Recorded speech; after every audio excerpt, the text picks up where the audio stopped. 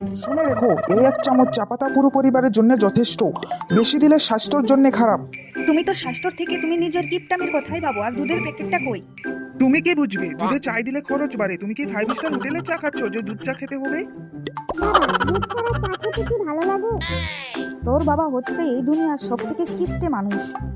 তোর মা যত তাই বলুক, আমি তো কিপটামি বাদ দিতে পারবো না। আমি পকেট খালি করতে পারবো না তোর মার বিলাসিতার জন্য। বাবা, তুমি কি জানো আমাকে সবাই ক্লাসে কি বলে? কিপ্টের মেয়ে। তোমার নামের সাথে আমার নামটা জোড়া লেগে গেছে, কিপ্টে। কিপটামি না করলে কি আর চলবে? এই আলোতে তো কিছুই দেখা যাচ্ছে না, একটু উজ্জ্বল আলো দাও তো। উজ্জ্বল আলো মানে বিদ্যুৎ বিল বাড়া। 1 ঘন্টা কম আলোতে থাকতে হলে পুরো মাস 50 টাকা বাঁচবে। ওটা লক্ষ্য করু। এই বাড়িতে আমাকে ছাড়া আর কেউ হিসেব করে না। বাবা, কম আলোতে থাকলে যে চোখ নষ্ট হয়ে যায়, তখন যে ডাক্তারে হাজার হাজার টাকা লাগবে, ওটা ভেবেছো? সে পর্যন্ত অপেক্ষা করো। চোখ ঠিক রাখার জন্য প্রতিদিন একটা করে গাজর খাও, সবজি খাও।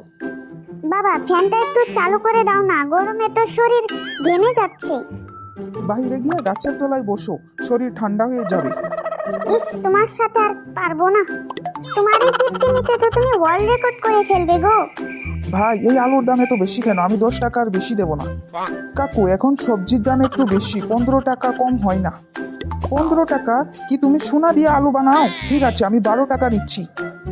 ভাই সাহেব, আমি একটা কথা বলি আপনাকে।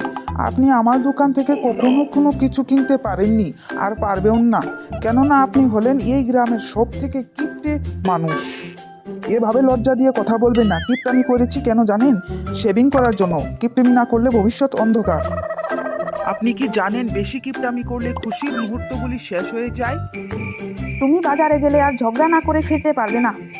বাজেট ঠিক রাখাটা কি অপরাধ? আরে টাকা গাছে ধরে না, বুঝেছো? তুমি কি বুঝবে? কষ্ট তো আমি করি, এই টাকা ইনকাম তো আমার করতে হয়। টাকা তো সবাই ইনকাম করে, কিন্তু তোমার মতো কিপটে মানুষ আমার চোখে এখনো পড়িনি। কিপটে বলো আর যাই বলো, আমি বেহিসেবি চলতে পারবো না। বাবার কিপটামির জন্য আমাদেরকে দেখলে লোক পালিয়ে বেড়ায়। আর কি বলে জানো? কি বলে? কিপটেরা বাজারে এসেছে। ওয়াও, চাটা তো অনেক সুস্বাদু হয়েছে, কিন্তু অল্প চিনি হলে আরো ভালো লাগতো। আপনি বোধহয় জানেন না, বেশি চিনি খেলে সুগার হয়। কমসে কম মেহমানের সামনে অল্প কিপটামিটা বাদ দেন আপনি। তোমার এই স্ট্যান্ডার্ডিতে আমার পকেট খালি হয়ে যাবে, বুঝলে? বাবা, আমার এই গিটারটা ঠিক করে দাও, মাত্র 500 টাকা লাগবে এটা ঠিক করতে। কোনো দরকার নেই, এটা আমি ঠিক করব। বন্ধুরা, দেখলে আমার বাবা কত কিপটে? তোমাদের বাবাও কি এরকম? কমেন্ট করে জানাও, আর ভিডিওটি ভালো লেগে থাকলে লাইক, কমেন্ট, শেয়ার এবং সাবস্ক্রাইব করে দিও।